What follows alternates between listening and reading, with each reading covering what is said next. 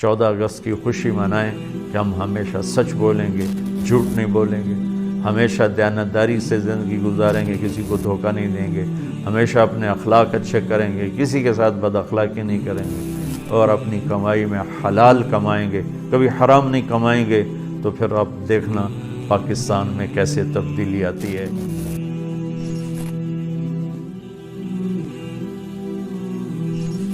السلام علیکم ورحمۃ اللہ وبرکاتہ۔ بسم اللہ الرحمن الرحیم، والصلاة والسلام علی رسولہ الکریم وعلی آلہ وصحبہ اجمعین۔ اللہ تبارک و تعالی نے اپنے فضل و کرم سے ہمیں ایک ایسا ملک دیا ہے جس کی بنیاد لا الہ الا اللہ پر ہے کہ 47 میں بچے بچے کی زبان پر تھا پاکستان کا مطلب کیا، اور نعرے لگتے تھے لا الہ الا اللہ۔ اس لحاظ سے ان سارے 1439 ہجری ہے، اس سارے عرصے میں 2 ریاستیں ایسی ہیں جو اسلام کے بنیاد پر وجود میں آئیں، ایک مدینہ منورہ کی ریاست اور ایک پاکستان کی ریاست، اور اس کے نام تو اللہ نے پہلے ہی آسمانوں پہ طے کر رکھے تھے، اپنے ایک بندے سے اس کو ڈیلیور کروایا۔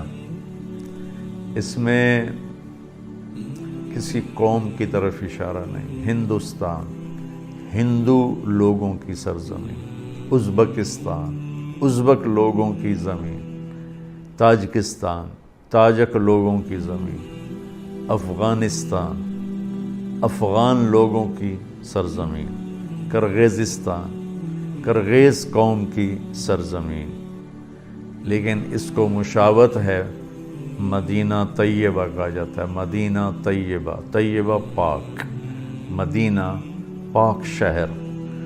تو اس پاکستان کا نام بھی مدینہ طیبہ سے جڑتا ہے، یا مدینہ منورہ کہتے ہیں، روشن منور شہر، مدینہ طیبہ، پاکیزہ شہر۔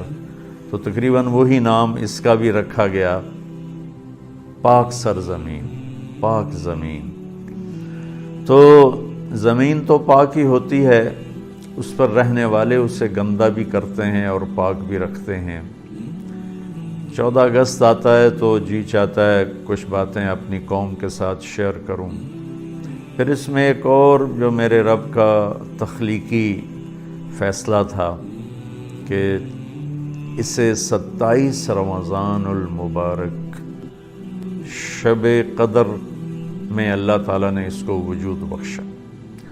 رمضان میں اس کو وجود ملا، پھر رمضان میں شب قدر 27 میں اس کو وجود ملا، پھر اس کا نام اتنا خوبصورت رکھا گیا، پھر اسے کلمے کی بنیاد پہ اللہ تعالیٰ نے ہمیں دیا، پھر اس میں 4 موسم رکھے، پہاڑ بھی ہیں، میدان بھی ہیں، صحرا بھی ہیں، دریا بھی ہیں، جنگل بھی ہیں، سردی بھی ہے، گرمی بھی ہے، خزاں بھی ہے، بہار بھی ہے، زرعی زمین لاکھوں کروڑوں ایکڑ ہے، میٹھا پانی ہے، کڑوا پانی ہے، سمندر لگتا ہے۔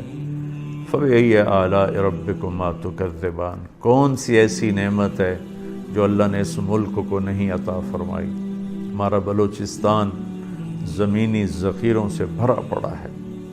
اگر اس ملک میں قحط آیا ہے تو وہ بس صفات کا آیا ہے، یہ نہیں کہ میرے ملک میں اچھائی نہیں، اللہ کا شکر ہے، بہت بہت اللہ کے نیک بندے میرے دیس میں آباد ہیں، اس طرح ہمیں مایوس نہیں ہونا چاہیے، لیکن برائی غالب ہے جو تو نظر آ رہا ہے۔ تو اس دن کے حوالے سے میں صرف ایک حدیث بیان کرنا چاہتا ہوں۔ اگر ہم اس ملک کو پاک بنانا چاہتے ہیں اور پاکستان کو ایک عزت دلانا چاہتے ہیں، ہم ایٹمی طاقت اللہ نے ہمیں بنایا، واحد اسلامی سلطنت ایٹمی طاقت ہے، لیکن عزت نہیں ملی، نہ عالمی سطح پر، نہ علاقائی سطح پر۔ کہ عزت دینے والا اللہ ہے، وَتُعِزُّ مَن تَشَاءُ، اور ذلیل کرنے والا اللہ ہے، وَتُذِلُّ مَن تَشَاءُ۔ تو عزت دینے کے اور ذلت سے بچانے کے کچھ اسباب میرے نبی نے بیان فرمائے ہیں۔ ان میں سے آج صرف ایک چھوٹی سی حدیث میں آپ کے ساتھ شیئر کروں گا تاکہ بات لمبی نہ ہو جائے، پھر سننے والے کم ہو جاتے ہیں۔ میرے نبی نے فرمایا اربع اذا كانت فیک ما ضرک ما فاتک من الدنیا۔ آپ نے فرمایا 4 باتیں اگر تو مجھ سے لے لے اور اپنی زندگی میں اتار لے تو پھر تجھے کسی چیز کا نہ گھاٹا ہے، نہ کمی ہے، اور نہ ہی تیرا کوئی نقصان ہے۔ کہ صرف 4 لمبے لمبے وظیفے میرے نبی نہیں بتاتے تھے، مشقت والی وظائف میرے نبی نہیں بتاتے تھے، اپنی امت کے لیے آسانیاں فرما گئے۔ کہ 4 بات، 40 نہیں ہیں، 14 نہیں ہیں، 44 نہیں، کہ 4۔ کیا ہیں وہ؟ حفظ و امانت، صدق و حدیث، حسن و خلیقت، عفت فی طعمت۔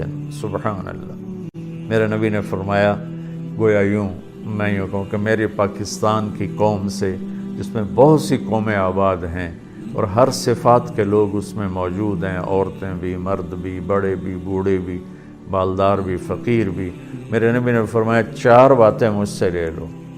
حفظ و امانہ، زندگی میں کبھی کسی کو دھوکہ نہیں دینا۔ دیانتداری، دیانتداری وہ زیور ہے جو پرانا نہیں ہوتا ہے، جس کا رنگ پھیکا نہیں پڑتا ہے، جس کی قیمت میں کسی دور میں کمی نہیں آتی ہے۔ دوسرا ارشاد فرمایا صدق و حدیث، کہ ہمیشہ سچ بولنا ہے، کبھی جھوٹ نہیں بولنا، ہمیشہ سچ بولنا ہے، کبھی جھوٹ نہیں بولنا ہے۔ ان 2 کی وضاحت کے لیے ایک اور حدیث سنو۔ میرے نبی نے فرمایا میرا امتی ہر گناہ کر سکتا ہے، 2 نہیں کر سکتا، ایک جھوٹ کبھی نہیں بولے گا، ایک دھوکہ کبھی نہیں دے گا۔ ایک جھوٹ کبھی نہیں بولے گا، ایک دھوکہ کبھی نہیں دے گا۔ تو میرے نبی نے فرمایا 4 باتیں، ان میں سے 2 کون سی ہیں؟ دیانتداری، دھوکہ نہیں دینا، سچ بول، جھوٹ نہیں بولنا، حسن و خلیقت، اپنے اخلاق اچھے کر لو، ماں باپ کے ساتھ، بیوی کے ساتھ، بچوں کے ساتھ، بچوں کے ماں باپ کے ساتھ، بھائیوں کے ساتھ، دکان میں نوکروں کے ساتھ، آفس میں ملازمین کے ساتھ، جاب پر اپنے ماتحتوں کے ساتھ، آفس میں اپنے ماتحتوں کے ساتھ، اپنے بڑوں کے ساتھ، اپنے چھوٹوں کے ساتھ اخلاق اچھے کر لو، اور آپس کی لڑائیاں مٹا دو۔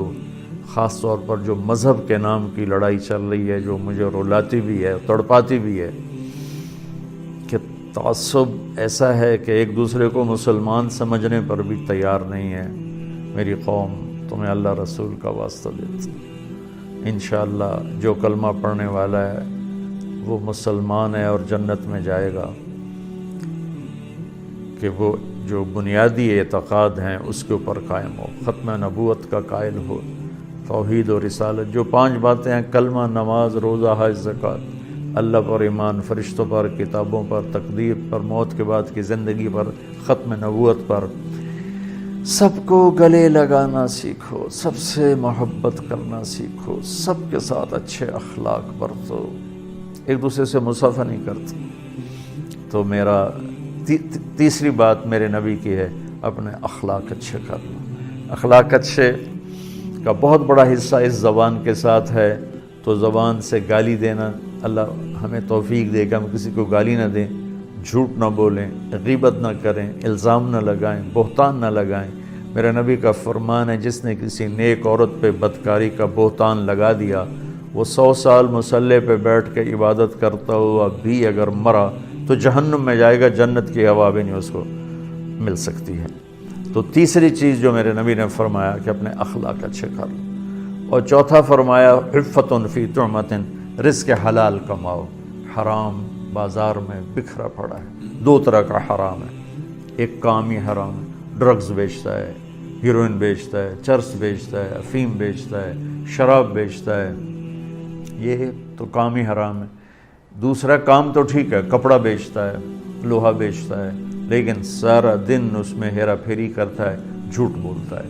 تو ایک مثال تو پیشاب کی، تو پاک ہو ہی نہیں سکا۔ دوسرے کی مثال دودھ کی ہے، جس میں چند قطرے پیشاب کے گر گئے تو دودھ تو پاک تھا، پیشاب کے قطروں کی وجہ سے وہ ناپاک ہو گیا۔ تو تیسری میرے نبی کی بات ہے، چوتھی میرے نبی کی آخری بات ہے، رزق حلال کماؤ۔ میرے نبی کا فرمان، من امسا قالن بعمل یدی امسا مغفور اللہ، مسلم شریف کی روایت ہے، جو صبح سے شام تک اپنے بچوں کے لیے روٹی کماتا ہے، حلال روٹی میں تھک جاتا ہے تو اس کے اس دن کے سارے گناہ معاف ہو جاتے ہیں۔ اور سعد بن معاذ آپ کے پاس بیٹھے تھے، آپ کی نظر ان کے ہاتھوں پر پڑی تو وہ سخت تھے، تو آپ نے پوچھا، سعد تیرے ہاتھوں کو یہ کیا ہوا ہے؟ تو انہوں نے عرض کی، یا رسول اللہ میں اپنے بچوں کے لیے روٹی کماتا ہوں، خود کام کرتا ہوں، محنت مزدوری کا دہاڑی دار، تو میرے ہاتھ سخت ہو گئے۔ اپنے باغ میں کام کرتے تھے تو آپ نے ان کا ہاتھ ایسے پکڑ کے ایسے بوسہ لیا اور ارشاد فرمایا، بچوں کو حلال کھلاتے ہوئے جو ہاتھ ایسا ہو جائے گا اس پر جہنم کی آگ حرام ہو جائے گی۔ تو میرے بھائی بہنوں، میرے بچوں بچیوں جو میری بات سن رہے ہو، ہم اس دن کی خوشی منائیں، جھنڈے لگا کر نہیں، یہ تو فضول خرچی ہے۔ جی جھنڈیوں بنانے پر پیسہ لگانے کی بجائے اتنا پیسہ کسی غریب کا علاج کروا دیں، کسی غریب کی بیٹی کی شادی کروا دیں، کسی مصیبت زدہ کی مصیبت میں کام آ جائیں، کسی مقروض کا قرضہ ادا کروا دیں، کسی خیراتی فنڈ میں وہ پیسے جمع کرا دیں۔ ہم یہ پیسہ ضائع نہ کریں، برباد نہ کریں۔ 14 اگست کی خوشی منائیں کہ ہم ہمیشہ سچ بولیں گے، جھوٹ نہیں بولیں گے، ہمیشہ دیانتداری سے زندگی گزاریں گے، کسی کو دھوکہ نہیں دیں گے، ہمیشہ اپنے اخلاق اچھے کریں گے، کسی کے ساتھ بد اخلاقی نہیں کریں گے، اور اپنی کمائی میں حلال کمائیں گے، کبھی حرام نہیں کمائیں گے۔ تو پھر آپ دیکھنا پاکستان میں کیسے تبدیلی آتی ہے۔ جیسی نئی حکومت اعلان کر رہی کہ ہم نے تبدیلی لانی ہے، تو تبدیلی کا میں آپ کو صحیح راستہ بتا رہا ہوں کہ ہم اپنی ذات سے شروع کریں، یہ دوسروں سے نہ شروع کریں، اپنی ذات سے شروع کریں۔ فرائض کے بعد نماز، روزہ، حج، زکوٰۃ کے بعد یہ 4 کام اپنی زندگی میں اب لے لیں، انشاءاللہ پورے ملک میں تبدیلی آ جائے گی، اللہ بھی راضی ہو جائے گا، اللہ کا رسول بھی راضی ہو جائے گا، ہمارا ملک بھی عزتوں کی چوٹیوں پر پہنچ جائے گا۔